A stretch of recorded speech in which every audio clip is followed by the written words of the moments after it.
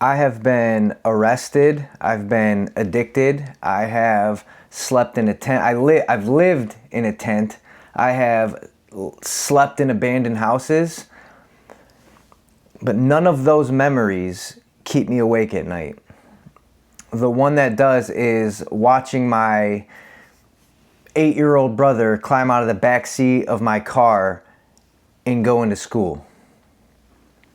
He probably thought we were just hanging out, or we were camping, or on some kind of an adventure. But we were not. We were homeless. And you know what? He probably knew. My brother is smart. Speaking of that, during this time, I had no idea just how much my brother actually seen. And now being an adult and a father, an actual father, I realize that now, looking back on that time, our younger brothers and sisters, they see so much more than we realize. That was one of the lowest moments in my life, and I don't think that I've ever really sat down and told the story. I have noticed something over the last few weeks as I've sat down and I've shared my story in more of a chronological order. I've had some people reach out to me and say, I had no idea, I thought I knew your story. But the truth is, you've only heard pieces of it. And, this story, it absolutely changed everything about who I became. It changed everything about who I am today. And just what we just talked about, I know now that our kids, the younger people we have in our life that are looking up to us, they see so much more than you realize. They're paying attention and they're not dumb. I cannot sit and dwell on that too much, because if I do, I'm going to drive myself insane. Thinking about all the things that I would have changed if I could go back in time and do it over again.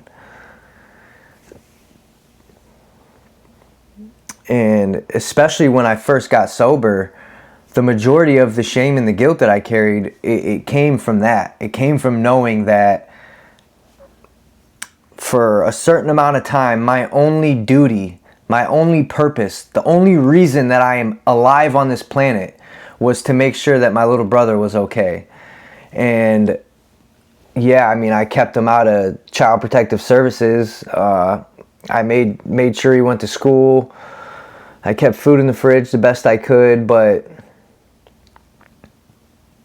I know now that I perpetuated a cycle of addiction, the generational cycle that had been given to me. I gave it right to him.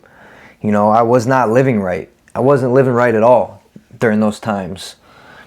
I was a 19-year-old kid. I was still smoking weed, selling weed. Like, compared to the way I live now, to then, I was selfish. I was so selfish. And, surprise, my little brother fell victim to substance abuse disorder. Whatever it's called, substance use disorder, whatever. My brother is also an addict or an alcoholic, whatever you want to call it. I was 19 years old. I already had felony charges. I wasn't exactly making great decisions. And my life wasn't stable to begin with. And that's what kids need. That's what we all need. We all need stability. I barely knew how to take care of myself, let alone take care of another human life. And then one day, I went and picked up my little brother from my grandma's house where he was staying, and he came to live with me when I didn't even have a place to live myself. We lived in my car. And pause, because before anyone says, why didn't another family member help? Well, sometimes there isn't another family member. Sometimes the oldest kid has to become the adult. And I know a lot of you can relate to that. I know I'm not the only person that had experienced what I'm talking about, as far as the oldest kid becoming the parent of everyone, you know, including my parents. You know, I kept telling myself, we'll figure it out, right? We're going to figure it out. You know, you tell yourself it's only temporary. You know, we're only going to sleep in the car for a few nights, you know, maybe a week, but temporary has a way of becoming months. Trying to find somewhere to sleep was one of the most stressful parts of this story, because I was still selling, and you know, now I'm selling out of my car, so I'm driving around with prison time on me. So, you know, sleeping becomes strategic. I have to put us in an area that gives us the best chance to not have any police interaction. And in my head, I really believe that I was protecting him. You know, and honestly, even now, I still don't know if it would have been better for Child Protective Services to get involved. I don't know. I really don't know. It might have been better for him in the long run, but I didn't know, you know. Luckily, it was summertime. You know, before school started is when this whole thing begun. But, you know, we spent most of our summer fishing at Mosquito Lake. You know, we would, because you can be there 24/7 pretty safely without being bothered. You know, people fish all night long and people fish all day long. So what we would do is we would catfish at night till 3-4 o'clock in the morning, pass out in my car, and we'd wake up and we'd fish till about noon, and then we'd sleep the rest of the day until whenever we woke up and just do it all over again. You know, so when I say, you know, trying to stay positive and just, you know, act like we were just hanging out, that's what I did to the best of my ability. You know, I wasn't having conversations on the phone with people, stressing out to stress him out even more. And honestly, I don't know what he remembers from this time. You would have to ask him. And I believe one day you'll hear his side of the story, because I know what I'm doing right now is going to blow up. All I got to do is keep doing it. Simple math. It's a matter of time. I know that what I'm doing right now is too pure and organic for it not to work. So one day you're going to hear my little brother's story when he's ready to tell it. I remember how hard it was to find places for us to shower as well. And you know, nowadays, all I would have had to do is get a Planet Fitness membership, you know, a little $10 a month membership, and we would have been fine with the showers. But this was, I'm 36, so 26. This is like 15 years ago. So things were a little bit different back then. And honestly, you know, our brains have this defense mechanism built into them where I don't even remember a lot of this. I think my brain blocked a lot of this out to protect myself. I'm trying to think, like, where did we even shower during this time? I don't remember. I really don't. But eventually, summer ended, and now it's time to go to school. And we all know that you'll go to jail for truancy. And my mom wasn't around. You know, she was, but she wasn't. She was, I don't even want to talk about what she was doing, but, you know, she wasn't there to be a mom. So, you know, I remember waking him up for school, getting him ready for school in the backseat of our car, dude. Like, no kid should have to go through that. We would get ready before we got anywhere around people, because the last thing I wanted was for, you know, anyone to be close enough to my car when he opened the door to get out to go to school to see, what are they, living in their car? Yeah, yes, we were. We were living in the car. I wanted him to have some kind of normalcy in his life, because here's the thing, I got it. I had I had a normal childhood, by all means, whatever that means. In my head, I had a normal childhood. I never had to sleep in my brother's car or my family member's car and get up and go to school out of the car. I would watch him walk inside, and I would just sit there alone in silence, just like my head was going to explode, like just full of so much anxiety, you know, because I'm like, listen, dude, they're going to catch on sooner or later. They're going to catch on. I got to figure something out. I have to figure something out. Like I said, I remember watching him walk into school, and I would just sit there and think to myself, how is a 19-year-old kid supposed to figure this out? How is a 19-year-old kid supposed to fix this? You know, I felt like the world had already failed him. I felt like the people who were supposed to protect him abandoned him, left him for dead. That's what it felt like. And I'm sure to him, it felt even worse. I can't imagine how he felt. And I know that he still has a deep hole inside of his soul that I don't know if he'll ever be able to fill. That's why I worry about him so much. If you're watching this, Jesse, that's why I worry about you so much. Because you have a bigger hole to fill than I ever had. I can promise you that during this time, I thought homelessness was going to be the hardest thing that I'd ever survive. But it was not. It wasn't. At least that bout of homelessness, because, man, at least I had a car during that time. And I wasn't strung out on heroin, you know. The hardest part was not sleeping in the car. The hardest part was, like I said earlier, the shame and the guilt. Especially when I first got sober. I want to share something with you guys. So, I think a lot of people who are early in recovery can relate to this. When I first got sober, I could not even look at myself in the mirror and say one nice thing to myself. And I was in a treatment. It was like a precursor to treatment, like residential treatment. It's called the jail treatment program. And this lady came in there. You know, we would usually just fill out packets and have groups for 30 days. But they switched it up one day, and this lady came in, and she was like talking about positive affirmations. And honestly, she's like, anyone interested or willing to try this, raise their hand, and we're going to go the next room over. I didn't even care what she was saying. I just wanted to get out of the room I was locked in, you know, the pod I was locked in. So I went with her, and me and only one other person went with her. And she handed us these papers, and she said, you know, pick something off this paper to repeat to yourself about yourself out loud. And I remember the way I felt at that moment. I couldn't even say it. It would have been a lie. I could not say one nice thing out loud about myself because it was a lie. I did not believe it. So, you know, we're going to park right there for a second. So fast forward, I go into residential treatment. It's a 90-day program. I started journaling in there. You guys know about the journals if you watch my show. And when I got out, I started doing research about how we damage the neural pathways in our brain while we're using.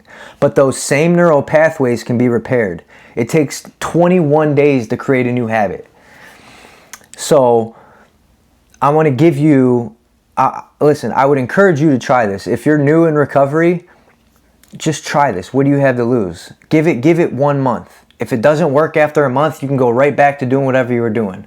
But for a whole month, every morning I would wake up, and I'm right-handed, so I would brush my teeth with my left hand.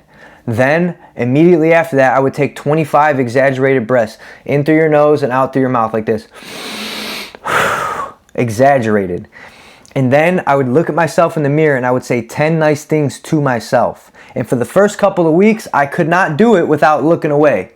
But before the month was over, I was able to look at myself in the eyes and say nice things to myself like, I love you, or I am kind, or I deserve to be happy. It's crazy. It's crazy what it does. I'm not going to get into the whole science about it, but if you don't believe me, look it up, okay? What it does is, here's the short version of it. What it does is it goes past the frontal, like your frontal cortex, and it goes into your subconscious, and it plants a seed. And it digs itself into your subconscious, and eventually you start to believe it. I'm telling you, it changed my life. It changed my life. And it just kept going from there. I stopped keeping track of the days. You know, I'm like, oh, it's my 21st day. No. After 2 weeks, 2.5 weeks, I just kept doing it. And it worked. It worked. I literally, physically, and mentally felt better. Please, please, if you struggle with shame and guilt, just try this. And please let me know if it works for you, because it really worked for me. And I listen, I share things because I just want you to feel as good as I feel. That's it. That's the only reason why I get on this camera and talk like this, because I want you to feel like I feel. And I know it's possible, because if I can feel this good, if I can be where I'm at today, so can you. If you survived addiction, there is a reason for it. Here's what you got to think about. How many of your friends, or how many people do you know that were doing the same thing you were, that are no longer with us? I know a lot, and I didn't do anything different than they were doing. Why? Why me? There's got to be a reason for that. There's a reason why you're still alive. And the coolest part is, if you survived addiction, you now have a unique ability to help people who are still struggling. You now have a unique ability to reach normal people that go to college to help, get into the treatment or the recovery field. They don't, listen, there's no amount of books you can read to get the lived experience that we have, that we share. And we all have that in common. It don't matter what you think, who you voted for, or what God you believe in. One thing we all have in common, other than the fact that our time on this earth is limited, is that we all survived addiction, and we're just trying to maintain that survival. So, listen, use that. It is a gift. It is a gift.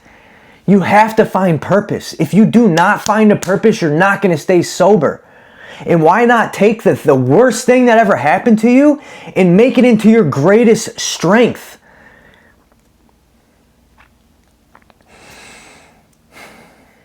If you've ever felt like life handed you responsibilities that you never asked for, I get it.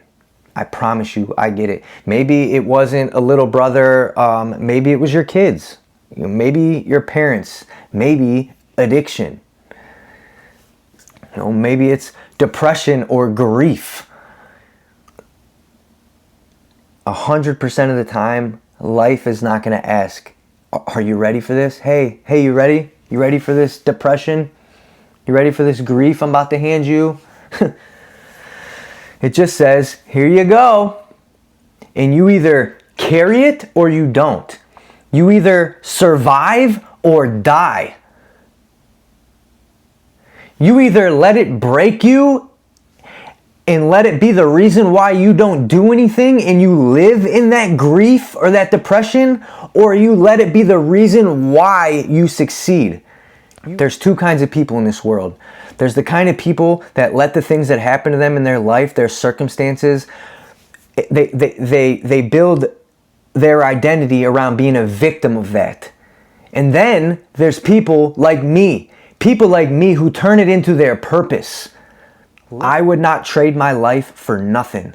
For nothing. There's no amount of drug, there's no feeling, there's no money, there's no nothing I would trade for what I have today. And you can feel that same feeling. You can have a good life.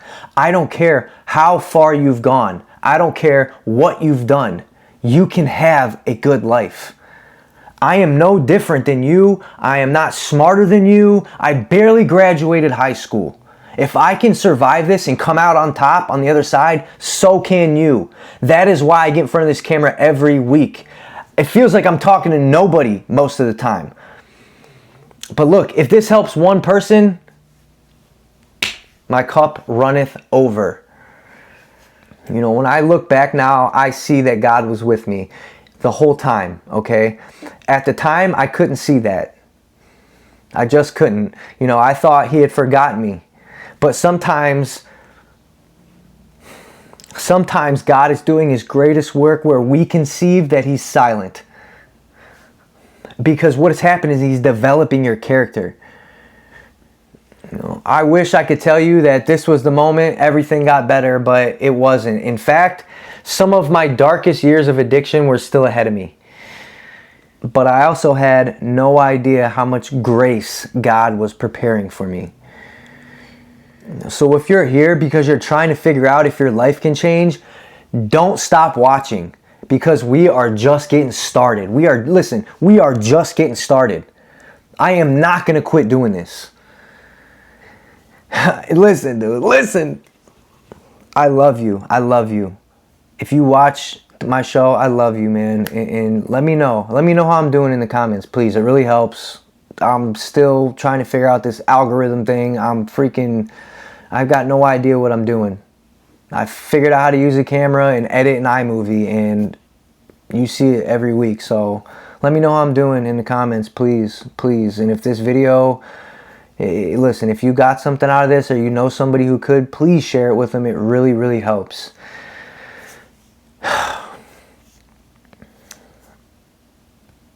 And until I sit down in this chair in front of this camera again, I love you, and I'm out.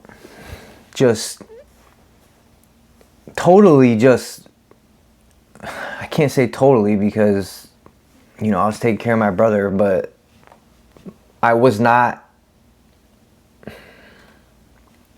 And, you know,